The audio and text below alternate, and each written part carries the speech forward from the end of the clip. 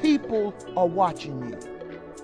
They might not ever say anything, but people on your job are watching you. They might not say anything, but people in your family are watching you.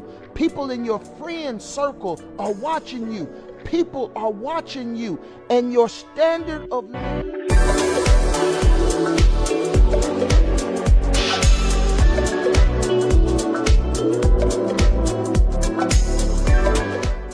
Hi friends, Pastor Maltbia here, senior pastor of the True Holiness Saints Center in the beautiful city of Conway, Arkansas. And you know what time it is. It is Wednesday Word time. So what is our Wednesday Word for tonight, Pastor Maltbia? Our Wednesday Word for tonight is attributes.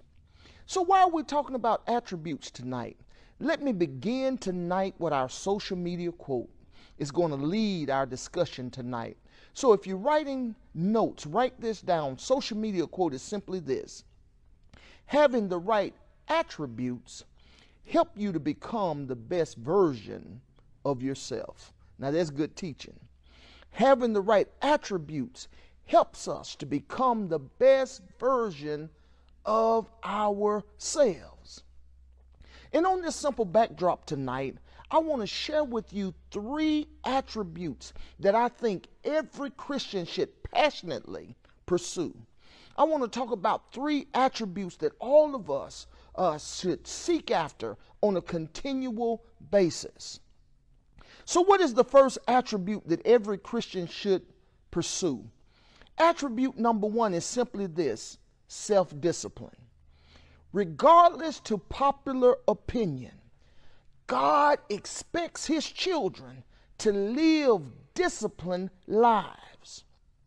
He expects his children to have a daily regimen of success. He expects his children to exhibit self-control and restraint.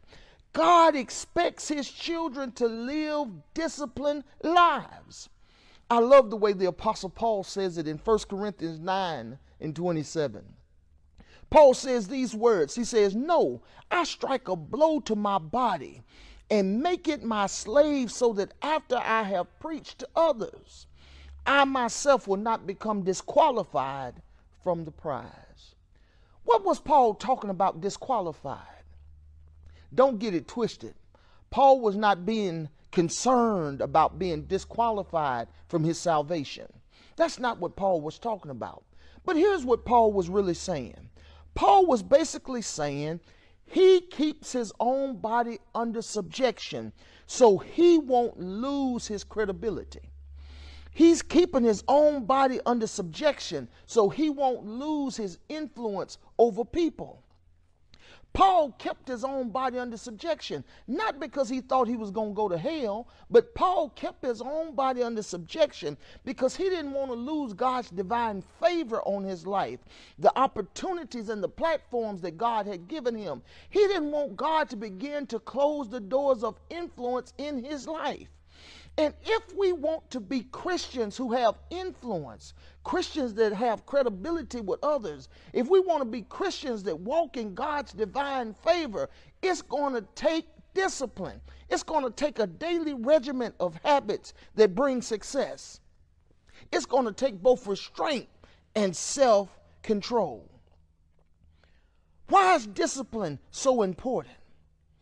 Not only does it give you credibility, not only does it provide God's favor on your life, but it makes sure that you stay healthy. Somebody ought to type the word healthy in the comment section. It makes sure that you stay healthy spiritually. Self-discipline makes sure you stay healthy physically, but it also makes sure you stay healthy mentally. Self-discipline keeps our credibility intact. It keeps God's divine favor on our life, and it keeps us healthy, mind, body, and soul. We're just talking about the attributes that every Christian should be pursuing. So the first one is self-discipline. But here's the second attribute: having a godly standard of living. Having a godly standard of living. If you don't get anything else that Pastor Maltbia says tonight, get this next phrase. People are watching you. They might not ever say anything, but people on your job are watching you. They might not say anything, but people in your family are watching you. People in your friend circle are watching you. People are watching you, and your standard of living matters.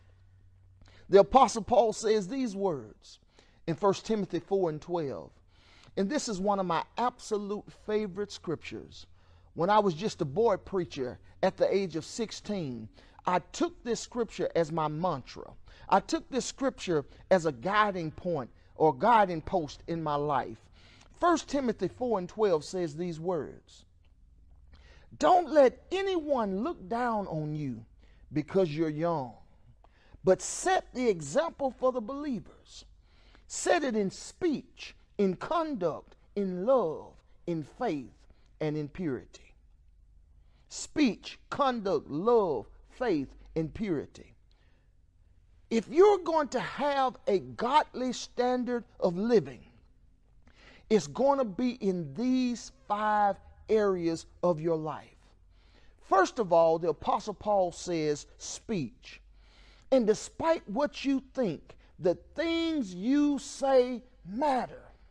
The Bible talks about that the power of life and death is in your tongue. And what you say impacts your Christian influence in this world. So the question becomes, when you speak, are you typically positive or negative? When you speak, are you typically a person who encourages or discourages? When you speak, do you typically lift people up, build them up, or do you typically tear them down? Your speech matters. The power of life and death is in your tongue. But secondly, it talks about your conduct.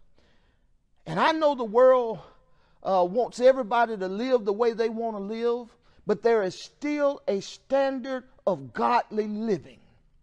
Your conduct matters. The things you do matter, and they impact your Christian influence. And when I talk about conduct, I talk about it on 3 levels: activities, attitudes, and associates. Now that's good. Activities, attitudes, and associates. What do you mean activities, Pastor Maltbia? It's all about the places you go and the things you do. Your activities matter. Maybe you ought to pause and ask yourself the question, before you involve yourself in that activity, before you go to that place, maybe you ought to ask yourself, is this going to help or hinder my Christian influence?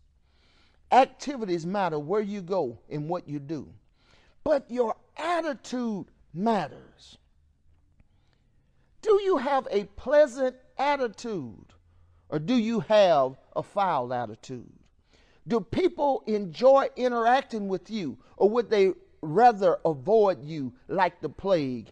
Your attitude matters. Nobody wants to see somebody that's so holy that they can't speak to you.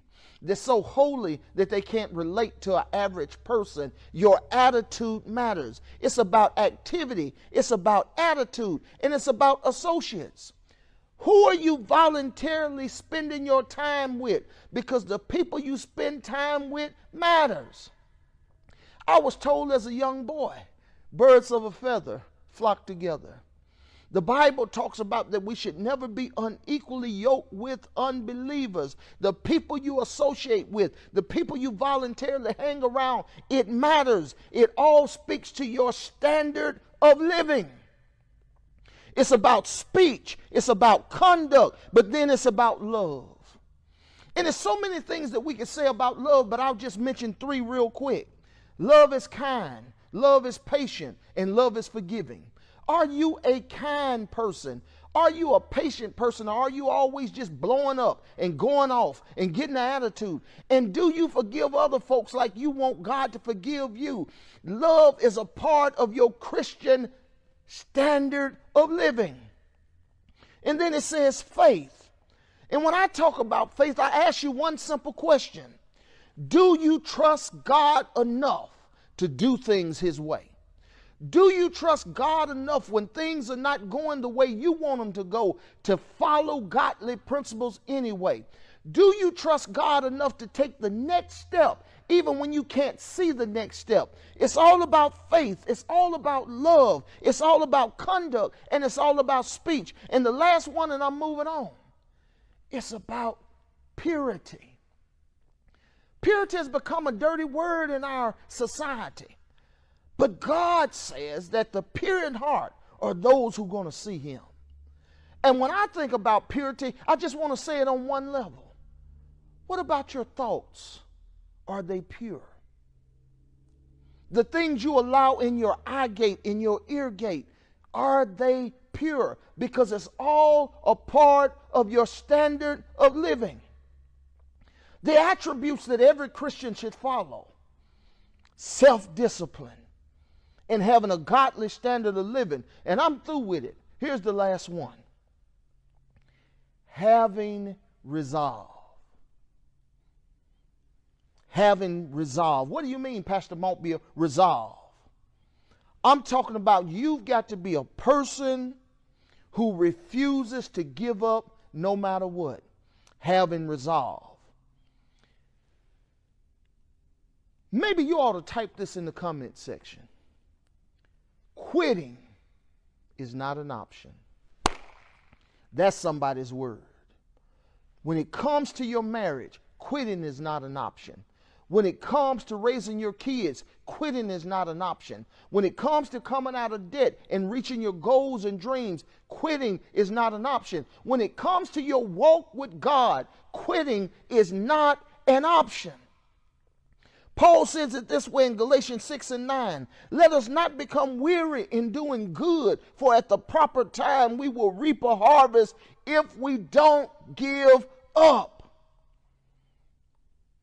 You've got to continue doing the things that you know you're supposed to do, even when no one says thank you. You've got to continue to do the things you do, even when no one seems to appreciate your effort. You've got to continue to do the things you do, even when you don't see tangible results. Don't quit. Quitting is not an option. In fact, you've got to have enough reserve or enough resolve that when tough times come, you refuse to quit. When tough times come, we've got to refuse to quit. We've got to have that type of resolve. But on the other end of the spectrum, you've got to have enough resolve that when things get boring, you refuse to quit.